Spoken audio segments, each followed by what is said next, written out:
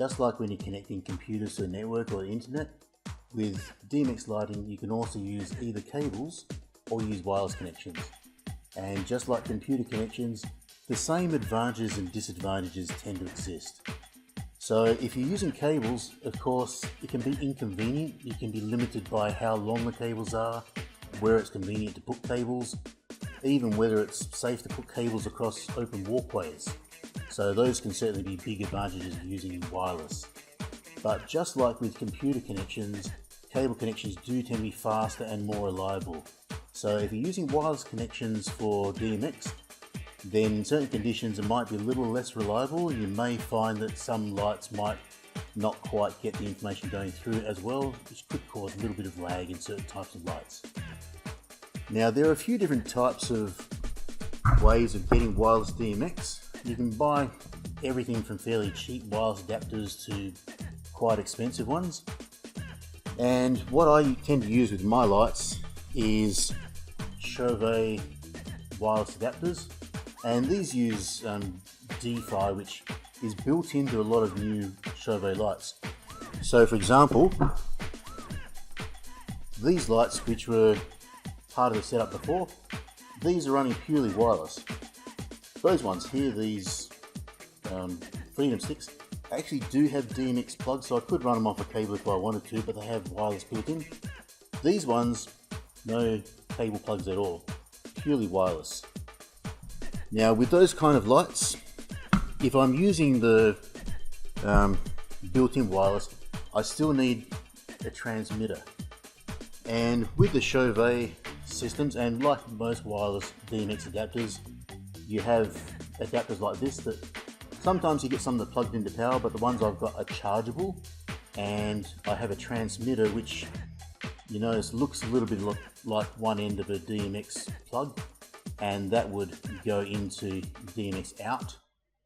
And you can have one or more receivers which would go into different lights DMX input.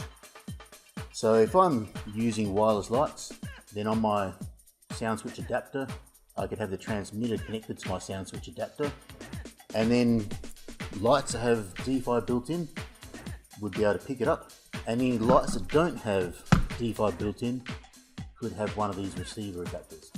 I could even use a combination of cables and wireless if I wanted. So some lights I could have using cables going from one light to the next light to the next light, and then the very last light, instead of connecting it to another cable, I could have it connected to my transmitter, which could then go to all of my wireless lights.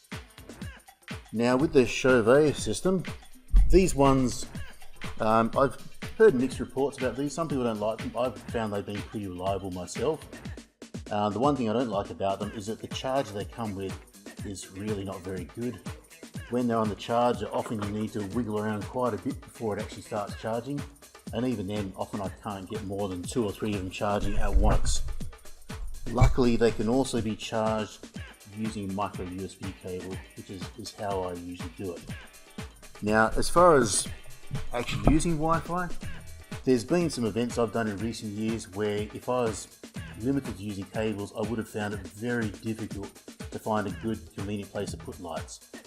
But since I've had wireless lights, it's been very useful when I've had situations where the dance floor was not close to where I was, not conveniently placed. No problem, I could just use wireless lights and position them in whatever way worked best for the venue, worked best with event planners and so on. And as far as reliability goes, like anything wireless, distance can affect it, obstacles can affect it. Having said that, I've done quite a few gigs where there's been a whole dance floor packed full of people between my wireless lights and the transmitter, and they've worked pretty well.